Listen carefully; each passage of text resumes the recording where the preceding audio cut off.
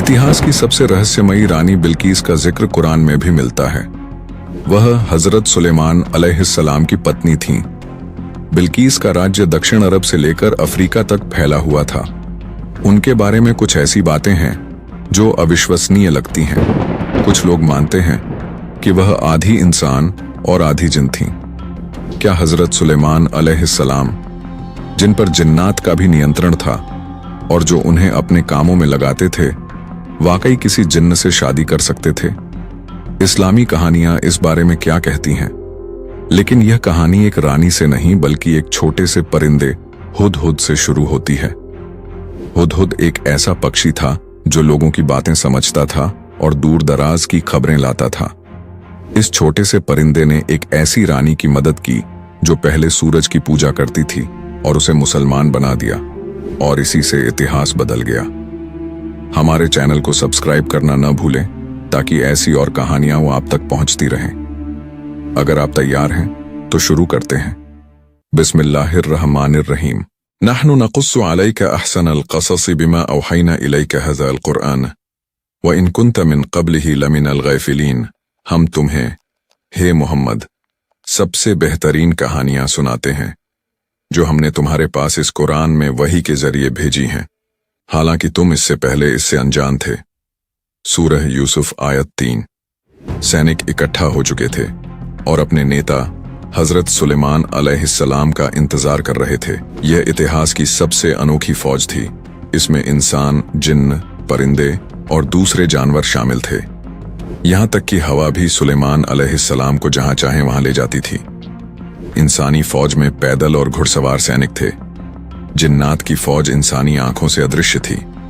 दुश्मनों के लिए यह फौज डरावनी थी क्योंकि वे इसके कई सदस्यों को देख ही नहीं सकते थे। कुछ परिंदे और जानवर भी इस फौज का हिस्सा थे। शेर जानवरों के नेता थे, फिर बाघ और दूसरे जानवर। परिंदों में बाज, शाहीन और हुदहुद, हुपो शामिल थे। हुदहुद की जिम्मेदारी थी जासूसी करना। वह दूर दूर तक उड़कर दुश्मन की खबरें लाता और फौज को बताता। इसी दौरान फौज में देखा गया कि हुदहुद गायब है। सब आपस में फुसफुसाने लगे कि कमांडर आएंगे और देखेंगे कि हुदहुद नहीं है। जब सुलेमान अलैहिस्सलाम आए तो उन्होंने भी हुदहुद की गैर मौजूदगी नोट की। असल में हुदहुद उस वक्त सबा की रानी की जमीन पर था। उसने लंबा सफर तय किया था और महसूस किया कि वह कोई अहम खबर के पीछे जा रहा है। वह शहर के ऊपर एक ऊंचे पेड़ पर उतरा। वहां से उसने सड़कों, घरों, महलों और दरवाजों को देखा। उसे कुछ अजीब सा महसूस हुआ।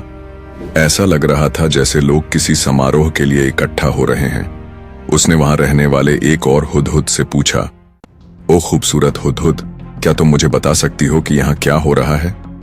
दूसरे हुदहुद ने जवाब दिया, लोग रानी सबा से मिलने जा रहे हैं। वे एक समारोह करने वाले हैं जिसमें सब सूरज को सजदा करेंगे। सुलेमान अलैहिस्सलाम के जासूस परिंदे को अब यकीन हो गया कि उसकी शंका सही थी। उसने पहले पहरेदारों को देखा, फिर कमांडरों और सैनिकों को, और आखिर में रानी सबा को। उसने अपने हाथ उठाए और सूरज को सजदा किया और उसके साथ सभी लोग भी झुक गए।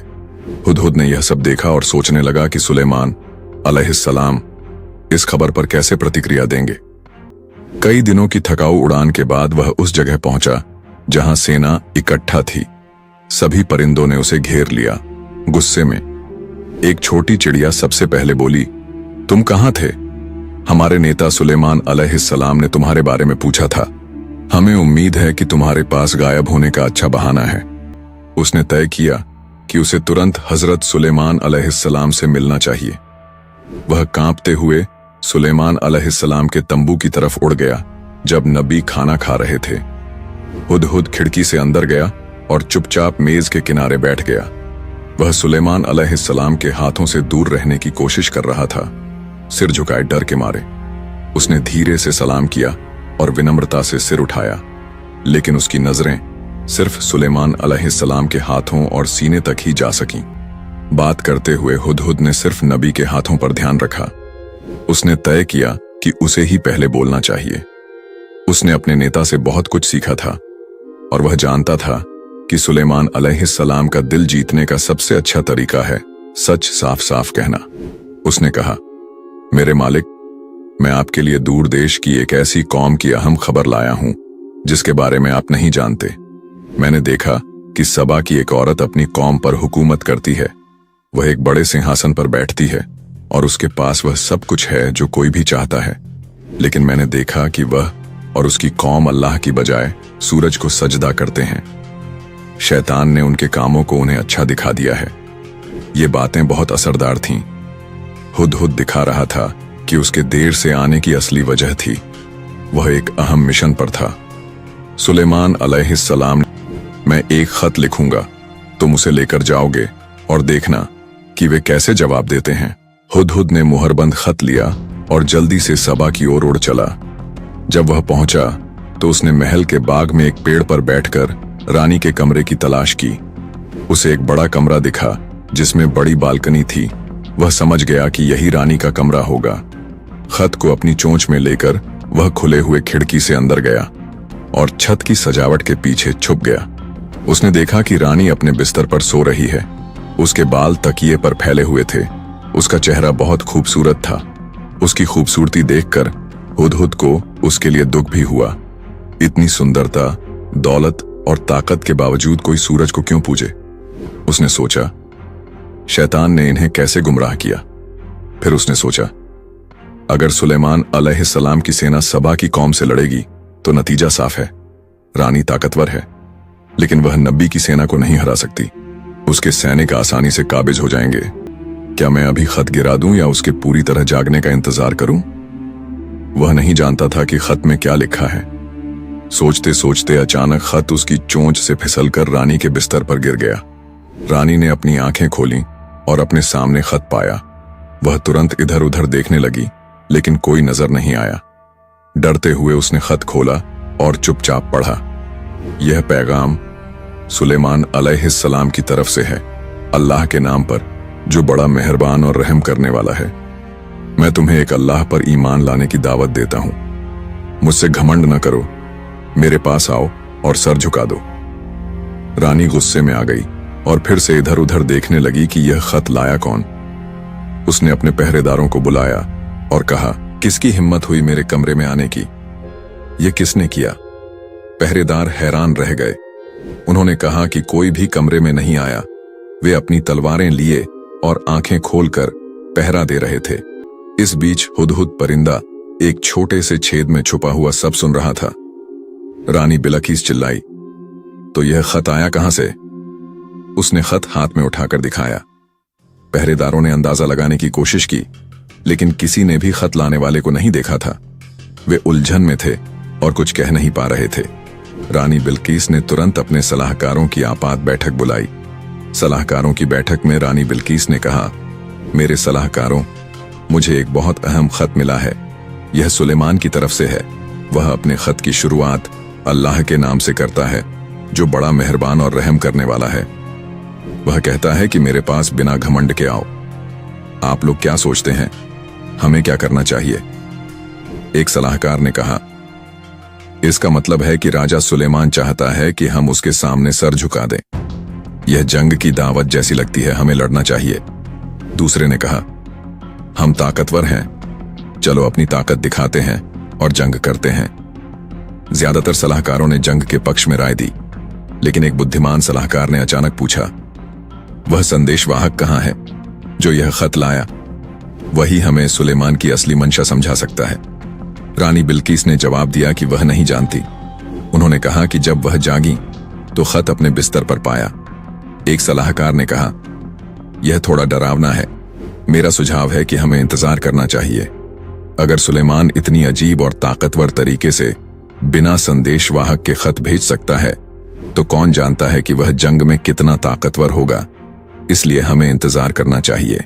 फिर रानी बल्कीस बोली, जब राजा किसी देश पर हमला करते हैं तो सब कुछ तबाह कर देते हैं और इज्जतदार लोगों को कमजोर बना देते हैं। मुझे डर है कि हमारे साथ भी ऐसा ही न हो जाए। मेरा सुझाव है कि हम तोहफे भेजें और फिर देखें कि क्या जवाब मिलता है। किसी ने विरोध नहीं किया तो यह सुझाव मान लिया गया। हुदहुद परिंदे ने पूरी बातचीत सुनी। बैठक खत्म होते ही वह उड़ गया। रानी के राज्य में ऐलान किया गया कि तोहफा सोने और जवाहरात से बनाया जाएगा, चाहे जितना भी खर्च हो वह शानदार होना चाहिए। उन्होंने रानी से कहा, सुलेमान ताकतवर और डरावना आदमी है, सिर्फ बहुत कीमती तोहफा ही उसे खुश कर सकता है। हमारा भविष्य उसकी दया पर निर्भर है। राज्य के कलाकार दिन रात काम करने लगे। उन्होंने कई कीमती सामानों का इस्तेमाल किया। आखिरकार तोहफा तैयार हुआ। यह एक सोने की थाली थी जिसके किनारों पर सोने और जवाहरात से बने 2 भेड़िए थे। जब रानी बल्कीस ने यह खूबसूरत और महंगा तोहफा देखा तो वह खुश हो गईं। उन्होंने अपने संदेशवाहकों को तैयार होने और इसे सुलेमान तक पहुंचाने का आदेश दिया। साथ में अपनी सेना के एक कमांडर को भी भेजा ताकि वह सुलेमान की सैन्य ताकत के बारे में और जानकारी ले सके। उन्होंने अपने संदेशवाहकों से कहा, पता करो कि सुलेमान हमसे असल में क्या चाहता है। हजरत सुलेमान को पहले ही हुदहुद के जरिए रानी की बैठक की खबर मिल चुकी थी। हुदहुद राज्य की सीमा पर उड़ते हुए संदेशवाहकों के काफिले को देख चुका था और जल्दी से सुलेमान अलैहिस्सलाम को खबर देने गया। सुलेमान अलैहिस्सलाम ने समझ लिया कि रानी तोहफे भेज रही है और उसका असली मकसद उसकी मंशा और सैन्य ताकत जानना है। इसलिए सुलेमान अलैहिस्सलाम ने आदेश दिया कि उसकी सेना तैयार हो जाए और रानी के संदेशवाहकों के स्वागत के लिए कतार में खड़ी हो। हजरत सुलेमान अलैहिस्सलाम का एक ही मकसद था, मैं चाहता हूं कि वे मुझसे मिलने से पहले ही हार मान लें। रानी बल्कीस के संदेशवाहक अचानक एक विशाल सेना के सामने आ गए। उन्होंने सैनिकों की गिनती शुरू की और यह भी देखा कि सेना में किस किस तरह के जीव शामिल हैं। उनकी हैरानी की हद तब हो गई जब उन्होंने देखा कि सुलेमान अलैहिस्सलाम की सेना में सिर्फ इंसान ही नहीं बल्कि शेर, बाघ, हाथी, परिंदे और दूसरे जानवर भी हैं। उन्होंने यह भी देखा कि सेना हवा के जरिए एक जगह से दूसरी जगह जा सकती है। यह सेना ऐसी थी जैसी उन्होंने कभी नहीं देखी थी, शानदार और डरावनी। यह साफ था कि वे ऐसी ताकत से कभी नहीं लड़ सकते। जब उन्होंने देखा कि कुछ हथियार अपने आप चल सकते हैं तो उनका डर और बढ़ गया। उन्होंने एक दूसरे की तरफ देखा और घबराकर पूछा, यह क्या है? जो अफसर उन्हें दिखा रहा था उसने शांतिपूर्वक जवाब दिया, यह तो बस जिन्न सैनिकों का एक छोटा सा दस्ता है जो सुबह की ट्रेनिंग कर रहा है। लेकिन हजरत सुलेमान अलैहिस्सलाम ने उनसे सीधे मिलने से इनकार कर दिया। इसके बजाय उन्होंने अपने एक कमांडर को भेजा कि वह उनसे बात करे। अफसर ने उन्हें सुलेमान अलैहिस्सलाम के महल में दोपहर के खाने के लिए बुलाया।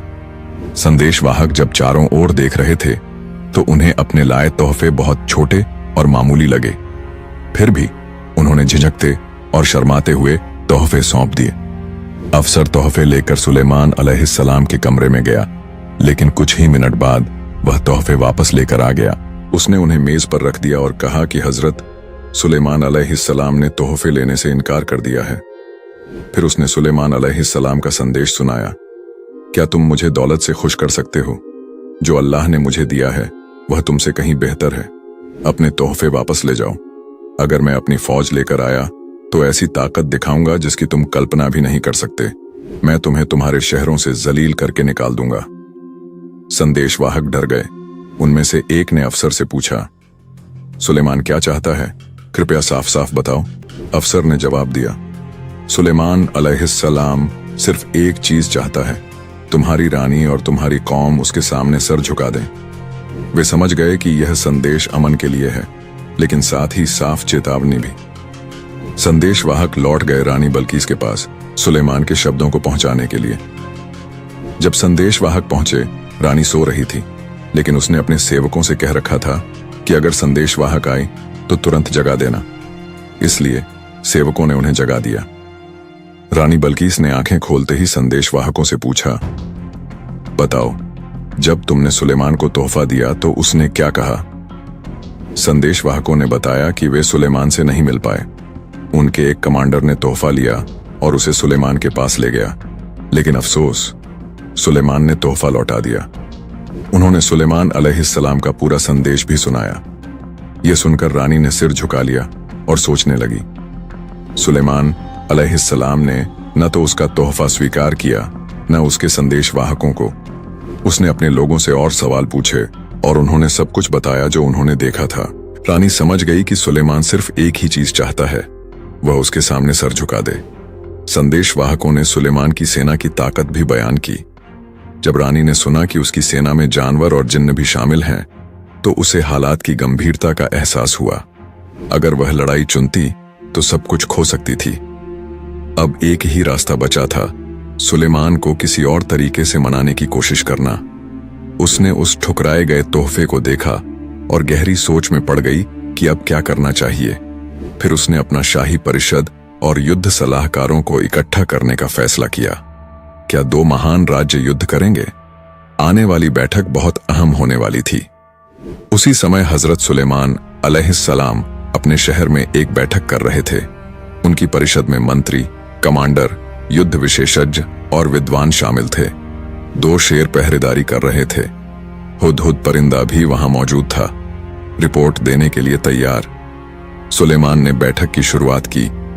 मैं अल्लाह का शुक्र अदा करता हूं जिसने हमें इतनी दौलत और ताकत दी है।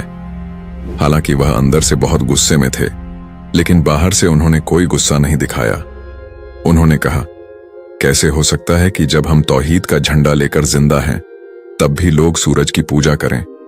यह हमारी नाकामी और शर्म की बात है। फिर सेना के कमांडर ने तलवार हाथ में लेकर कहा, बस हुक्म दीजिए, मैं रानी सबा के सिंहासन और उसकी कौम को, जो अल्लाह का इनकार करती है, तबाह कर दूंगा। लेकिन सुलेमान अलैहिस्सलाम ने जवाब दिया, मुझे हिंसा पसंद नहीं, हमें कोई और रास्ता ढूंढना चाहिए। मुझे उम्मीद है कि रानी यहां मिलने आएगी, लेकिन उसके आने से पहले कौन है जो उसका सिंहासन यहां ला सकता है? एक जिन्न ने कहा, मैं ला सकता हूं, इससे पहले कि आप अपनी जगह से उठें। आप जानते हैं कि मैं कितना ताकतवर हूं। लेकिन फिर एक विद्वान, जिसे अल्लाह ने खास इल्म लदुन्नी दिया था, इससे पहले कि आप पलक झपकाएं। जैसे ही सुलेमान अलैहिस्सलाम ने यह पेशकश स्वीकार की, रानी बल्कीस का सिंहासन अचानक उनके सामने आ गया। यह किसी टेलीपोर्टेशन जैसा था, जो इंसानों ने पहले कभी नहीं देखा था। हर कोई हैरान रह गया। सिंहासन बड़ा और शानदार था, हर कोई उसे देखता रह गया। हुदहुद भी वहां था, समझने की कोशिश कर रहा था कि अभी क्या हुआ। उधर सबा के शहर में शाही और युद्ध परिषद दोनों इकट्ठा हो गए थे। रानी बल्कीस ने बैठक की अध्यक्षता की। कमरे में मौजूद सभी लोग पीले और हैरान दिख रहे थे। रानी ने थकी हुई आवाज में कहा, आज हम बहुत मुश्किल हालात का सामना कर रहे हैं। सुलेमान चाहता है कि हम उसके सामने सर झुका दें। वह हमारी ताकत को मिटाने की धमकी दे रहा है। मैं आप सबसे मदद चाहती हूं कि कोई हल निकालें। सलाहकारों ने सहमति जताई कि शायद सिर्फ रानी खुद सुलेमान के पास जाकर और भी बड़े तोहफे दे तो शायद अमन हो जाए। अगर वह इन तोहफों को भी ठुकरा दे तो जंग ही आखिरी रास्ता होगा, और यह जंग हमें इतिहास से मिटा सकती है। हर कोई रानी बल्कीस को आखिरी उम्मीद मान रहा था, इसलिए रानी ने जोखिम उठाने का फैसला किया और सुलेमान के महल जाने का निश्चय किया। तैयारियां शुरू हो गईं। उसके लिए और भी सुंदर और महंगे तोहफे तैयार किए गए। हजरत सुलेमान अलैहिस्सलाम जानते थे कि रानी के पास ताकत और तरक्की को लेकर गलतफहमी है। वह अपने देश की इंडस्ट्री और तकनीक पर गर्व करती थी, लेकिन सुलेमान अलैहिस्सलाम उसे एक अहम सच सिखाना चाहते थे। असल महानता और सच्ची तरक्की सिर्फ तौहीद के झंडे के नीचे मिलती है, यानी अल्लाह की एकता में यकीन किए बिना कोई भी सिस्टम आखिरकार बिखर ही जाता है। अगर तुम दुनिया खो भी दो लेकिन अल्लाह पालो तो तुम जीत गए, लेकिन अगर पूरी दुनिया पाली और अल्लाह खो दिया तो उसका क्या फायदा? हजरत सुलेमान एक बुद्धिमान नबी थे। उन्होंने न सिर्फ उसका तख्त मंगवाया बल्कि उसके डिजाइन को भी बदलने का आदेश दिया। कितना मूर्खतापूर्ण है किसी का सूरज की पूजा करना, चाहे सूरज सोने का ही क्यों ना हो, उसके आगे झुकना बेमानी है। उन्होंने तख्त के कुछ हिस्सों को बदलने का आदेश दिया। तख्त का नया डिजाइन उनके निर्देशानुसार शुरू हुआ। इसी दौरान रानी बल्कीस भी अपनी तैयारियां पूरी कर रही थीं। उसने आदेश दिया कि उसके साथ यात्रा के लिए एक काफिला तैयार किया जाए। उधर सुलेमान ने अपने राज्य के सबसे अच्छे वास्तुकार को बुलाया। क्या तुम जानते हो मैंने तुम्हें क्यों बुलाया है? मैं चाहता हूं कि पानी के ऊपर एक महल बनाओ। कुछ ऐसा जो तैरते हुए महल जैसा लगे, पारदर्शी हो ताकि नीचे देखने पर सिर्फ पानी ही नजर आए। वास्तुकार ने जवाब दिया, अगर आप यही चाहते हैं तो क्या मैं फर्श के लिए शुद्ध कांच का इस्तेमाल करूं ताकि नीचे का पानी साफ दिखे? सुलेमान अलैहिस्सलाम ने कहा, हाँ, बिल्कुल यही चाहिए। क्या तुम बता सकते हो निर्माण में कितना समय लगेगा? वास्तुकार ने जवाब दिया, अगर आप जिन्हों की मदद लेने दें तो 2 हफ्ते में बन जाएगा। इंसानों से बनवाएंगे तो बहुत ज्यादा समय लगेगा। मैं जिन्हों को आदेश दूंगा, लेकिन फर्श बिल्कुल वैसा ही चाहिए जैसा तुमने बताया, पारदर्शी कांच, ताकि नीचे का पानी पूरी तरह दिखे। वास्तुकार ने फिर पूछा, क्या छत या दीवारों के लिए भी कोई आदेश है? सुलेमान अलैहिस्सलाम ने जवाब दिया, तुम्हारा क्या विचार है? वास्तुकार ने कहा, मेरा सुझाव है कि छत भी कांच की हो ताकि सूरज की रोशनी पानी पर पड़े और सुंदर दृश्य बने। मैं दीवारों को भी शीशे से बनाने का सुझाव देता हूं। सुलेमान अलैहिस्सलाम को यह विचार पसंद आया और तुरंत काम शुरू करने का आदेश दिया। महल का निर्माण शुरू हुआ और जल्द ही शानदार इमारत पानी के ऊपर उठने लगी। जैसे जैसे रानी बल्कीस सुलेमान अलैहिस्सलाम की सरजमीन के करीब पहुंची, हुदहुद एक अधिकारी के साथ सीमा पर उसका इंतजार कर रहा था। रास्ते में रानी ने अजीब चीजें देखीं। उसके दूतों ने जो कहानियां सुनाई थीं, वे सच थीं। यह जमीन अजूबों से भरी थी। जितना वह महल के करीब पहुंचती गई, उतनी ही हैरान होती गई। उसने सुलेमान अलैहिस्सलाम की सेना का एक हिस्सा देखा। यह सबसे ताकतवर, डरावनी और अनोखी फौज थी जो उसने कभी देखी थी। उसका डर और बढ़ गया। दिल जोर जोर से धड़कने लगा। सांस लेना मुश्किल हो गया। यह ताकत इंसानी नहीं लगती थी, इसमें कोई दिव्य शक्ति जरूर थी। अब सब देखकर उसे अपने राज्य की महानता और तरक्की पर शक होने लगा। जब वह शहर पहुंची तो उसका आत्मविश्वास डगमगा गया। उसका घमंड और अहंकार टूटने लगा। उसका डर धीरे धीरे श्रद्धा में बदलने लगा और बहुत जल्द वह उस शानदार महल में कदम रखने वाली थी जिसे सुलेमान ने बनवाया था। जो दृश्य उसने देखा, वैसा उसने कभी नहीं देखा था। सुलेमान का राज्य सिर्फ दौलत और शान से नहीं बना था, उसमें अविश्वसनीय खूबसूरती और कलात्मकता भी थी। हर कोने में सोने के खंभे, कीमती पत्थरों से सजे दरवाजे और हाथ से बनी कलाकृतियां उसकी आंखों को चौंका रही थीं। लेकिन सबसे प्रभावशाली था महल के प्रवेश द्वार का फर्श। वह कांच का बना था। नीचे से साफ पानी बह रहा था। वह इतनी चमकदार थी कि गहरा तालाब लगता था। जैसे ही रानी बल्कीस धीरे धीरे महल की ओर बढ़ी, उसे लगा कि फर्श पानी है। इसलिए उसने अपने कपड़े उठा लिए ताकि भीग न जाए, और उसी पल उसके पांव दिख गए। अब हम सबसे रहस्यमय हिस्से पर आते हैं। कुछ पुराने स्रोतों के अनुसार सुलेमान ने कांच का फर्श सिर्फ खूबसूरती के लिए नहीं, बल्कि एक परीक्षा के लिए बनवाया था। क्यों? क्योंकि एक नबी के तौर पर जिन्हों पर नियंत्रण रखने वाले सुलेमान को कुछ छुपी हुई जानकारी मिली थी। कहीं कहीं विस्पर्स थे कि बल्कीस कोई आम इंसान नहीं, बल्कि आधी इंसान, आधी जिन्न है। सुलेमान जिन्हों की फितरत को बहुत अच्छे से जानते थे। वह यह भी जानते थे कि आम तौर पर जिन्हों के पांव पर बाल होते हैं, इसलिए उन्होंने चमकदार कांच का फर्श बनवाया ताकि बल्कीस अपने कपड़े उठाए और उसके पांव दिख जाए और वह अपनी शंका दूर कर सकें। बल्कीस शायद आम इंसान न हो, लेकिन लोग क्यों मानते थे कि वह आधी इंसान, आधी जिन्न थी? यह विचार अलग अलग धार्मिक और सांस्कृतिक स्रोतों में मिलता है। कुछ कहानियों के अनुसार बल्कीस एक इंसान और एक जिन्न के मेल से पैदा हुई थी।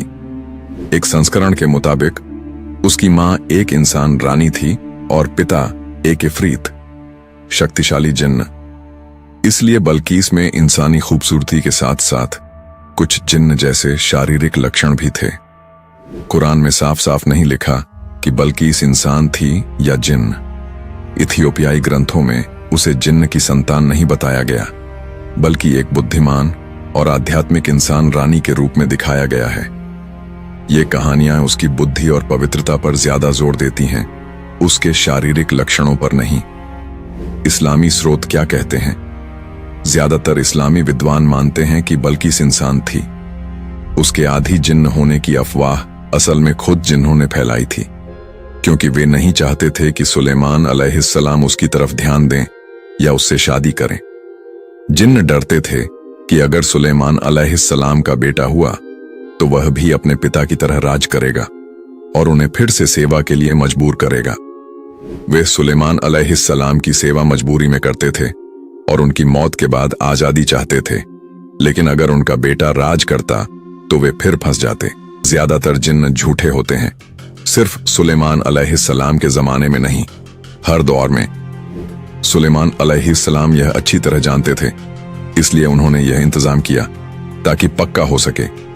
जब उन्होंने बल्कीस के पांव देखे और वे आम इंसान जैसे थे तो उनका शक दूर हो गया।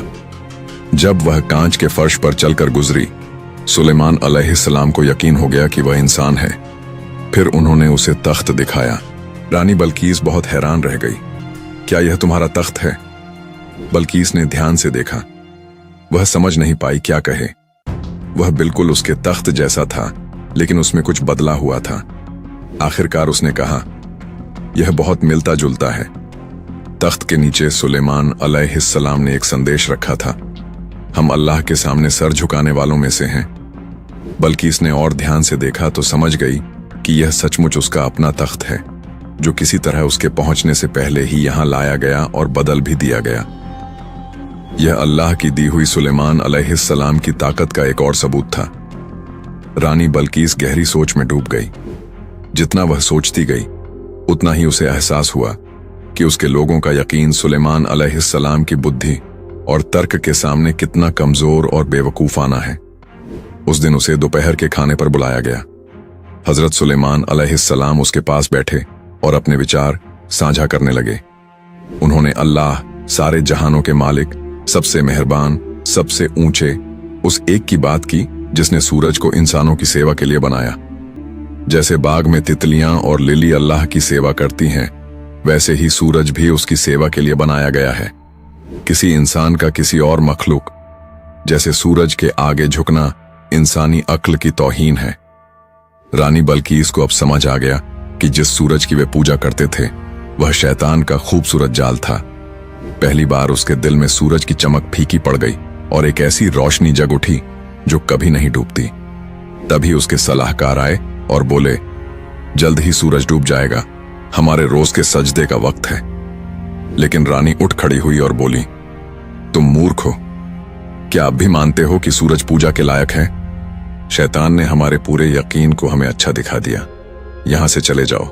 बिना सुने कि सुलेमान अलैहिस्सलाम ने क्या कहा, सलाहकार डर गए और जल्दी से चले गए।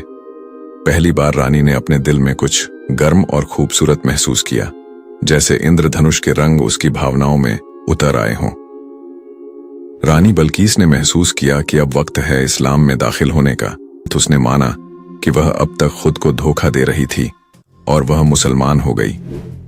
जल्द ही सबा के लोग भी अपनी रानी के पीछे पीछे मुसलमान हो गए। उन्होंने सूरज की पूजा छोड़ दी और सिर्फ अल्लाह के आगे सर झुकाने लगे। और यह सब शुरू हुआ उस हुडहुड परिंदे की भावना और आवाज से जो उसने उस दिन महसूस की थी जब बाकी परिंदे आगे उड़ गए थे। यह कहानी जो हमारे पाक किताब कुरान करीम में बयान की गई है, हमें इल्म की अहमियत, आलिम की इज्जत और यह सिखाती है कि असली इल्म अल्लाह की तरफ से एक तोहफा है जिसके लिए शुक्रगुजार होना चाहिए।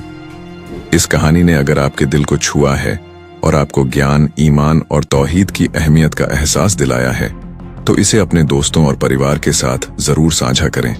हमारे चैनल को सब्सक्राइब करें, लाइक और कमेंट करें ताकि हम ऐसी और प्रेरणादायक कहानियां आप तक पहुंचा सकें। आपकी एक छोटी सी प्रतिक्रिया और शेयर किसी और की जिंदगी बदल सकती है, तो आज ही अपने सफर की शुरुआत करें और इस रोशनी को आगे बढ़ाएं।